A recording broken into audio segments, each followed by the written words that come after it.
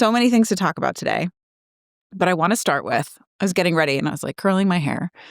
And this idea of prenup, the way that it's stuck in my head, I'm going to take you back to 2005.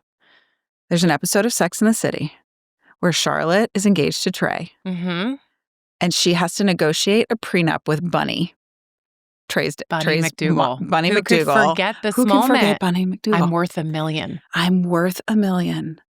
And that was my association to prenup because it never came up in family conversations. My parents and my grandparents, no one that I know has prenups.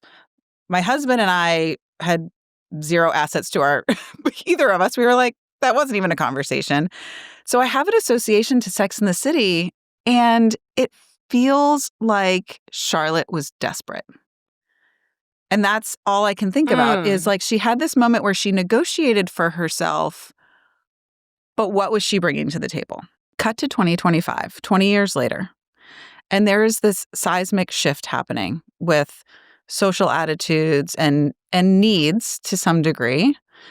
And I would love for you to start with broad picture. What is happening today? Why did that shift happen? What does this mean for millennials and Gen Z and the generations ahead of us? And then tell us about how that informs the work that you're doing with First. So this idea that you saw in Sex and the City is one of the biggest drivers of misconceptions and stigmas about prenuptial agreements. Yeah. And this is kind of what we see in the media, portrayed as the type of person who gets a prenup and who's benefiting from it and who's not benefiting from it. And that's very ingrained.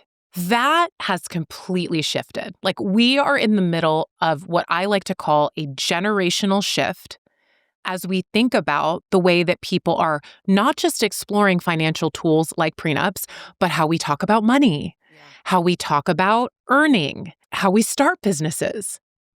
And so I don't know if First exists 15 years ago.